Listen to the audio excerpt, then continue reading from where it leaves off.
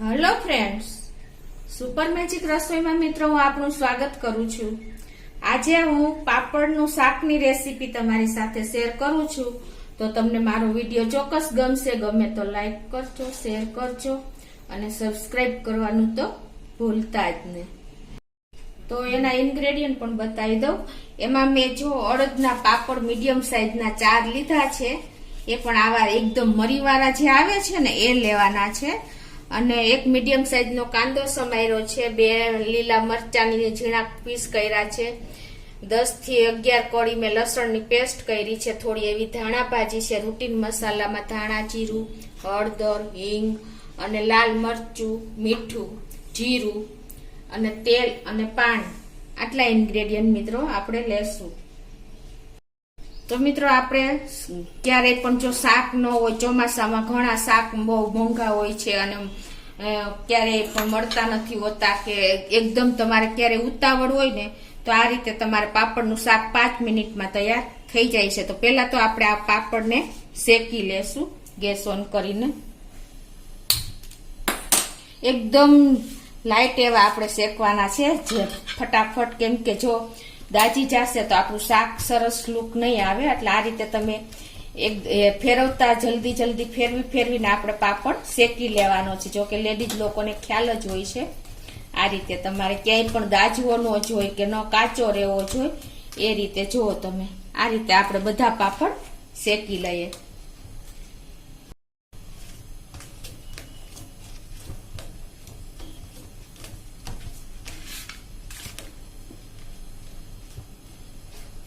આ રીતે ઉલટ પુલટ ઝડપથી તમારે કરવાની રહેશે, તો જ આપણા પાપડ એકદમ સરસ જોઈએ એવા શાક માટેના તૈયાર થશે। તો આપણા પાપડ પણ જો શેકાઈ ગયા છે। હવે આને આપણે બહુ નાના પીસ નહીં કરી શાકમાં નાખવા માટેના, થોડા એવા મીડિયમ મોટા રાખવાના છે, કેમ કે શાકમાં જતા એકદમ નાના પીસ હશે ને તો લોચો પડી જશે। એટલે તમારે આ રીતે મોટી સાઈઝના જ પીસ કરવાના છે પાપડના। મિત્રો આ શાક તમને એટલું ટેસ્ટી લાગે છે ને કે ઘણાને બીજા શાક અફખે પડી જાય છે, પણ આ શાક તમે એક વખત ચોમાસામાં બનાવીને ખાશો ને તો તમને બહુ મજા આવશે। તો આ રીતે જો આપણે મોટા પીસ કરી લીધા છે પાપડના, એને સાઈડ ઉપર રાખી દેશું।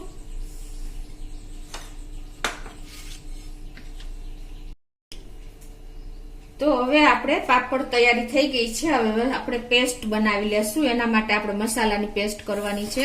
તો એમાં આપણે 1 ટેબલ સ્પૂન ધાણા જીરું નાખશું, અડધો ટેબલ સ્પૂન લાલ મરચું નાખશું અને 1/4 ટીસ્પૂન આપણે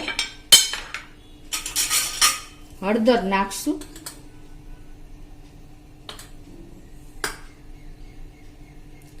એક ટીસ્પૂન જેવું આપણે સોલ્ટ નાખી દેશું। તમે તમારા ટેસ્ટ એકોર્ડિંગ નાખી શકો છો।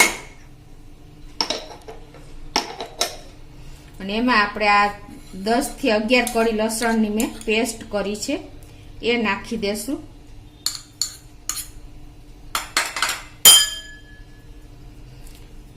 અને એમાં આપણે 1/4 કપ જેટલું પાણી નાખીને આને એકદમ સરસ પેસ્ટ બનાવી લેશું।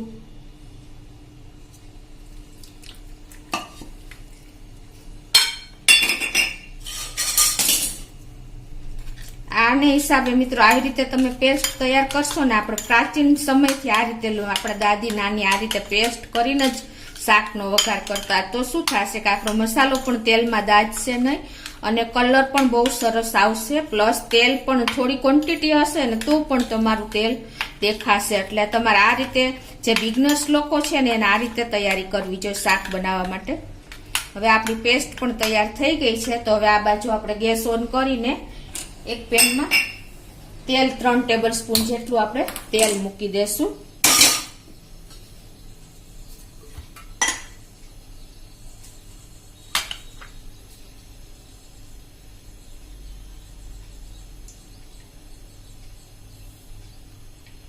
આપણું તેલ પણ ગરમ થઈ ગયું છે। એમાં 1 ટીસ્પૂન જેવું જીરું નાખશું, અને એક મીડિયમ સાઈઝનો મેં કાંદો ઝીણો સમારેલો છે એ નાખી દેશું.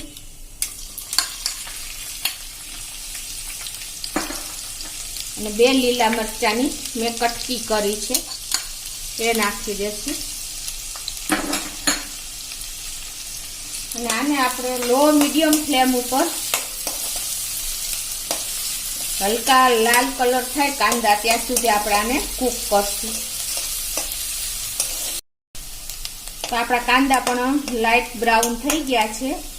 અને આ સ્ટેજ હવે આપણે જે પેસ્ટ કરી છે મસાલાની એ નાખી દેશું.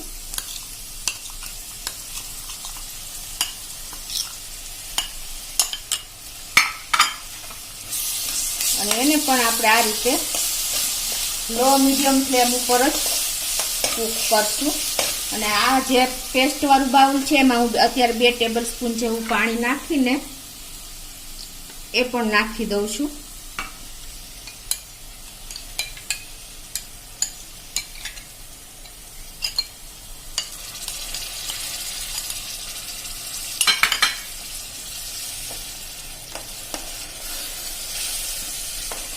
હવે આને આપણે 2 મિનિટ આ રીતે કૂક કરશું.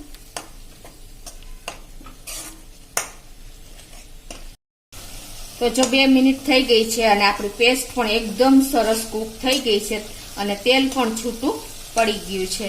તો આ રીતે આપણે લો ફ્લેમ ઉપર જ એને પકવવાનું છે.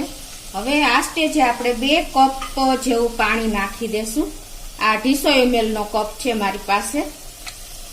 મિત્રો હું તમને પરફેક્ટ મેજરમેન્ટ સાથે જ આખી શાકની રેસીપી બતાવું છું. તો તમે ચોક્કસ આ રીતે એક વખત ટ્રાય કરજો.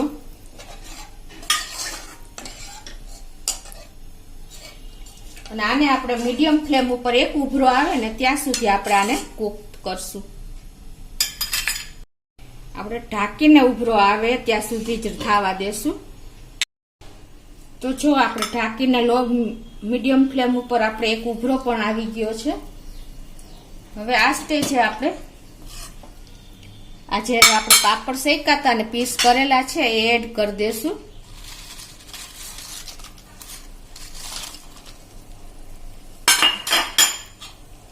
આને આપણે આ રીતે મિક્સ કરતા જાશું.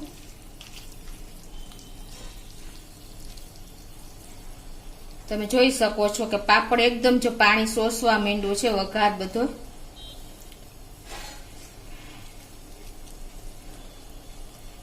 હવે આને આપણે ઢાંકીને 1 મિનિટ એકદમ સ્લો ફ્લેમ ઉપર 1 મિનિટ જ થવા દેશું. તો જો 1 મિનિટ થઈ ગઈ છે આપણે ઢાંકીને એને પાપડની સબ્જીને પૈકવું એને તમે જોઈ શકો છો. એકદમ આપણું શાક જો 5 મિનિટમાં જ તૈયાર થઈ ગયું છે. આ રીતે તમારે ઉતાવળ હોય ને તો તમે 5 મિનિટમાં પાપડનું શાક તૈયાર કરી શકો છો. તો હવે આપણે ગેસ પણ બંધ કરી દેશું અને એમાં આપણે થોડી એવી ધાણા ભાજી નાખી દેશું.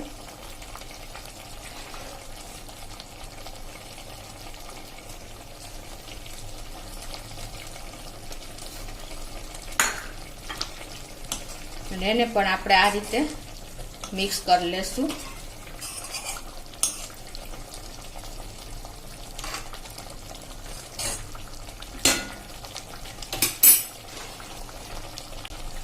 તો હવે એને આપણે સર્વ કરી લઈએ. હવે આપણે એક બોલમાં લઈ લેશું.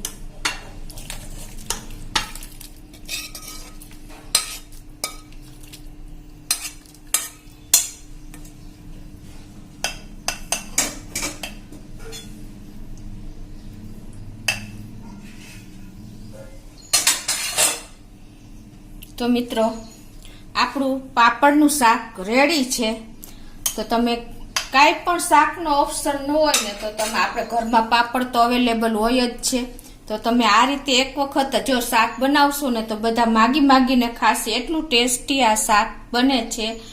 અને બીજું કે આ શાક તમે રોટલી, પરોઠા, રોટલા બધા સાથે એન્જોય કરી શકો છો મિત્રો. તો તમને ચોક્કસ મારો આ શાકની રેસીપી ગમી હશે. ગમે તો લાઈક કરજો, શેર કરજો અને સબસ્ક્રાઈબ કરવાનું તો ભૂલતા જ નહીં.